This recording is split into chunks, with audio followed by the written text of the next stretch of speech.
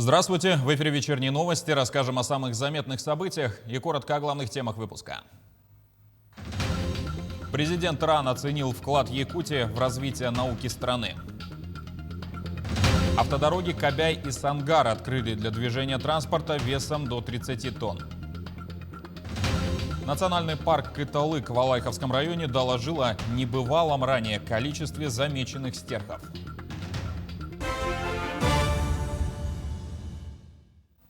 Значимость университетов страны в развитии науки обсудили сегодня в СВФУ. В рамках визита главы РАН там прошел форум «Университеты и развитие геостратегических территорий России».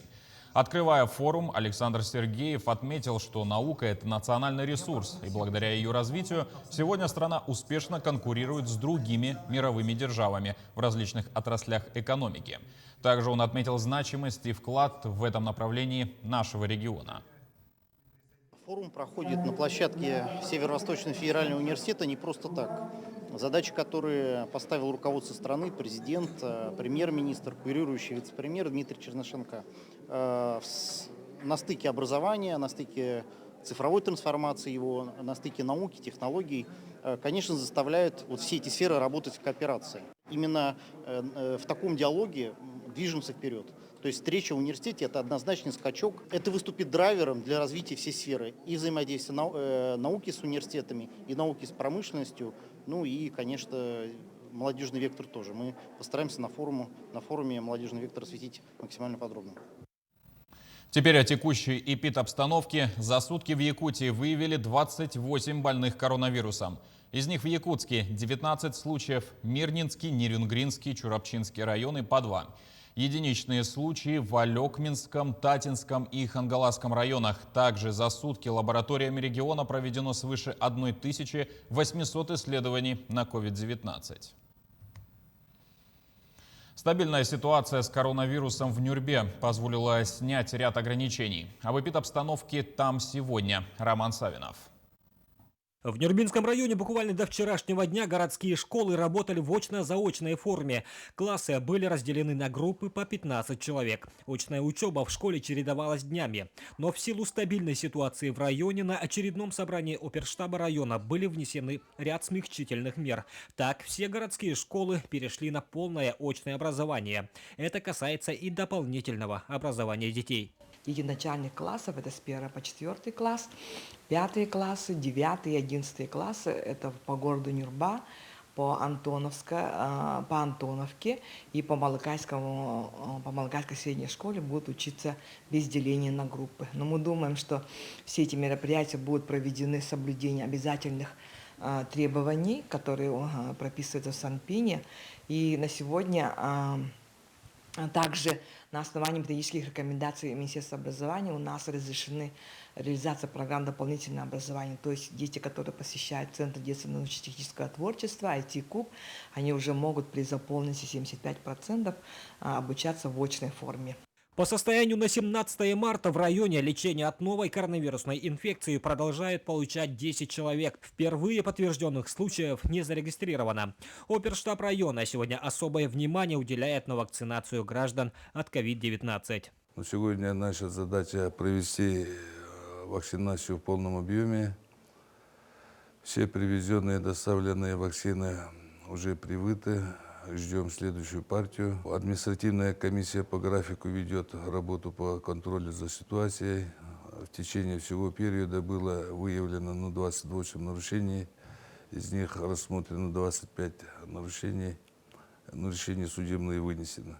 Несмотря на смягчительные меры, оперативным штабом поставлена задача на проведение широкой разъяснительной работы среди населения о санитарно-эпидемиологических требованиях и на усиление контрольных мероприятий по нераспространению новой коронавирусной инфекции. Роман Савинов, Геннадий Матвеев, Эдуард Васильев, Нюрбинский район. К другим темам. Молодым педагогам в Якутии представили 15 вакансий по программе «Земский учитель». Заключив трудовой договор, по ней можно получить компенсацию в 2 миллиона рублей. Молодым педагогам предлагают переехать в поселок на Дальнем Востоке с населением до 50 тысяч человек. Контракт подписывается со школой на 5 лет, после чего полагается единовременная выплата. Представленные на официальном сайте программы вакансий школьного учителя в Якутии находятся в 15 районах. Напомним, земский учитель стартовал в прошлом году по инициативе президента России Владимира Путина. В Мирнинском районе рекультивируют полигон твердых коммунальных отходов. Из аварийных домов расселят 170 жителей, а в Удачно благоустроят центральную площадь. Председатель правительства Якутии Андрей Тарасенко обсудил с главой Мирнинского района реализацию национальных проектов. Из 44 проектов, в которых участвует республика, в Мирнинском районе реализуются 11. Благодаря нацпроекту «Культурная среда» руководство Мирнинской детской школы искусств закупит для учеников инструменты и оборудование. А по программе «Безопасные и качественные автомобильные дороги» в этом году работы проведут на 2 участках – Анабар и Вилюй. Автодороги Кабяй-Сангар открыли для движения транспорта с максимальной грузоподъемностью до 30 тонн. Об этом сообщает региональное управление автодорог. Проезд открыли на участках Сангар, Сите, Батамай, Булус в Кабяйском и Намском районах, а также Асыма, Бяскёль, Кабяй, Сангар с подъемом к аэропорту в Кабяйском районе. Ранее наш телеканал передавал, что из-за погодных условий движение на дорогах было временно приостановлено. Фермеры увеличат поголовье якутской коровы до 1000 голов уже в следующем году. Такая цель стоит в указе главы Якутии о стратегических направлениях развития сельского хозяйства. По состоянию на 1 января всего насчитывается более 2000 голов якутского скота, из них 882 дойные. Для выведения популяции якутского скота из угрожающего статуса исчезающего вида сейчас большое внимание уделяется созданию условий для их разведения. В прошлом году построены животноводческие комплексы в селах Мирнинского, Намского и Нюрбинского районов. Не последнее место занимает и производство натуральной мясной и молочной продукции. Национальный парк Кыталык поделился радостной новостью со своими подписчиками. По итогу учета восточно-сибирской популяции стерха на территории Зимовки, в бассейне реки Янцзы и прилегающих к ней территориях насчитали более 5500 белых журавлей. Такое количество стерхов насчитывается впервые. Ранее самым большим указывалось немногим более 4000 особей. Помимо прочего, по наблюдению китайских ученых, некоторые из стерхов начинают покидать места зимовки и продвигаться в северном направлении, то есть возвращаться в Якутию. Говорить о том, что в данное время происходит процесс исчезновения нашей якутской популяции стерха, совершенно преждевременно. Во время наших собственных исследований мы находим, что стерхи нашей популяции занимают новые места, то есть новые пары осваивают новые участки, отмечаются там, где ранее их не было отмечено. Сегодня исполнилось бы 85 лет выдающемуся ученому, заслуженному деятелю науки Якутии, лауреату Государственной премии в области науки, доктору биологических наук Петру Лазареву. Благодаря его неустанной и кропотливой работе музей Мамонта почти ежегодно пополнялся новыми экспонатами. При его непосредственном участии раскопали и изучили важнейшие палеонтологические находки в регионе. Петр Алексеевич создал научную школу и первый в мире музей Мамонта. Завтра в 13 часов по якутскому времени на телеканале НВК «Саха» выйдет передача в память о Петре Лазареве. В транспортном техникуме поселка Нижний Бестях торжественно наградили призеров открытого регионального чемпионата WorldSkills. Студенты техникума проявили себя в 10 компетенциях, из которых 6 прошли на базе родного учебного заведения.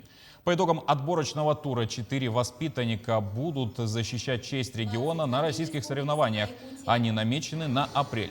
На торжественном мероприятии всем участникам вручили памятные дипломы и медали. И мы очень рады, что призером, победителем этих соревнований у нас стал студент транспортного техникума Шамаев Николай. Он будет защищать честь нашей республики по данной компетенции в городе Астрахани на национальном чемпионате. Но нужно сказать, что рекрутинг – это компетенция, связанная именно с отбором, подбором персонала. Это очень интересная, в меру сложная компетенция, да? Деятельность любой организации напрямую связана от компетенции, профессионализма ее кадров. Репетиции танцевального коллектива в преддверии молодежного фестиваля «Мусустар» проходят в Якутске. Для подготовки в столицу региона пригласили победителя телепроекта «Танцы на ТНТ» Антона Пануфника. С ним пообщалась Сырглана Неустроева.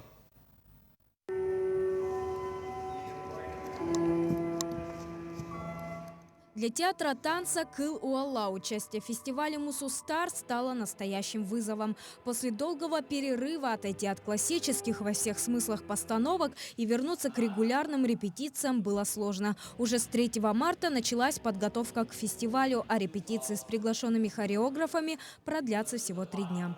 Мы работать начали уже онлайн, да, начали. И в течение 3 дней, когда хореографы находятся здесь, мы должны эту постановку довести до совершенства.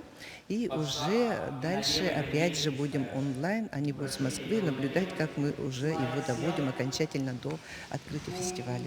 Для того, чтобы успеть подготовить якутских актеров, на помощь Антону Пануфнику приехал и его коллега, постановщик-хореограф Олег Левакин. Главной темой же танца станет пробуждение весны. После холодной зимы всем хочется чего-то нового, теплого, новой жизни, новой любви. Вот примерно об этом у нас и будет. Так как у нас времени очень мало, ребята, в принципе, хорошо берут материал. Конечно, хотелось бы немножко лучшую форму видеть, именно и понимание хореографии. Но ничего, мы как раз для этого здесь и есть, чтобы дать новое вдохновение, вдох нового для ребят.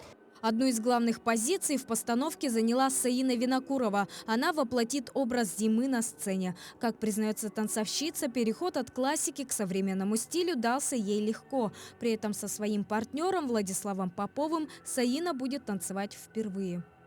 Надо показать зиму и огонь. Массовка – это камин. Сначала должна быть холодной, а когда иду к ним, и ко мне партнер подходит, вот там я уже более мягче становлюсь. Партнерство первый раз.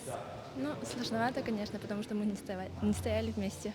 Всего в постановке задействовано 28 танцоров. Увидеть пробуждение весны можно будет и во время открытия фестиваля, и на тематической площадке. Сам «Мусустар» пройдет 27 марта в онлайн и офлайн форматах. Сырглана Неустроева, Григорий Григорьев, Якутск. К этому часу у нас пока все. Носите маски, мойте руки и не забывайте про социальное дистанцирование. До встречи в эфире.